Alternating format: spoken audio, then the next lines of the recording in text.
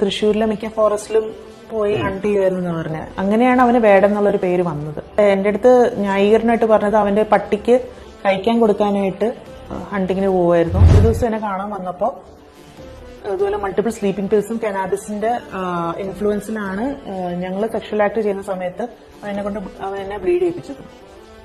ഭയങ്കര ക്രൂവലായിരുന്നു ആ സമയത്ത്. ഒരു തവണ സിന്തറ്റിക് ഡ്രഗ് എടുത്തിട്ട് നെക്സ്റ്റ് ഡേ എന്നെ കാണാൻ വന്നിട്ടുണ്ടായിരുന്നു. അന്നാണ് എന്റെ ഫ്രണ്ടിന്റെ അടുത്ത് സെക്ഷൽ അഡ്വാൻസസ് നടത്തിയത്. സിന്തറ്റിക് ഡ്രഗ് യൂസ് ചെയ്യാൻ പാടില്ലെന്നാണ് അയാള് ഫാൻസിനോടൊക്കെ എപ്പോഴും പറയാറുള്ളത്. അയാൾ യൂസ് ചെയ്തിരുന്നു. അത് അയാൾ യൂസ് ചെയ്തിരുന്നു. ഞങ്ങള് സെക്ഷൽ ആക്ട് ചെയ്യുന്ന സമയത്ത് ഭയങ്കര ക്രൂവലായിട്ടായിരുന്നു ആ സെക്ഷൽ ആക്ട് ചെയ്തത്. അവസാനം പിന്നെ ഞാൻ ബ്ലീഡ് ചെയ്യുകയും ചെയ്തു. അപ്പൊ അവൻ പറഞ്ഞത് വെറും ബ്ലഡ് അല്ലേ, ഒന്നും കുഴപ്പമില്ല എന്ന് പറഞ്ഞിട്ടാണ്.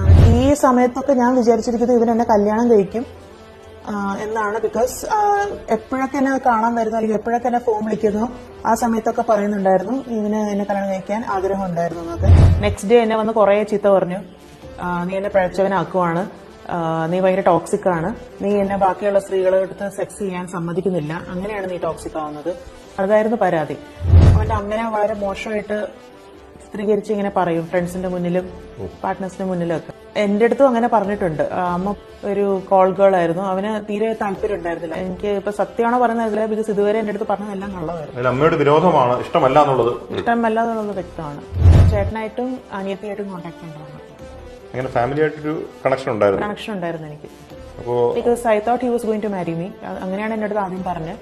അതുകൊണ്ട് ഞാൻ അച്ഛനും ഈവൻ അമ്മയായിട്ടും കോൺടാക്ട് ഉണ്ടായിരുന്നു മരിക്കുന്നതിന് മുന്നേ. അപ്പൊ പറയുന്നത് അംബേദ്കർ യൂണിവേഴ്സിറ്റി എസ്റ്റാബ്ലിഷ് ചെയ്യും എന്നൊക്കെയാണല്ലോ പറയുന്നത്. പക്ഷെ അവൻ എന്നോട് പറഞ്ഞത് എനിക്ക് ഒരുപാട് കാശിട്ടാണ് ഞാൻ ജമൈക്കിൽ നിന്ന് കുറെ പെൺപിള്ളേരെ ഇറക്കുമതി ചെയ്യും, എന്നിട്ട് അവരെ പിടിച്ചുകൊണ്ട് നടക്കും. റിഹാനയുടെ ആർട്ട് കൊള്ളത്തില്ല.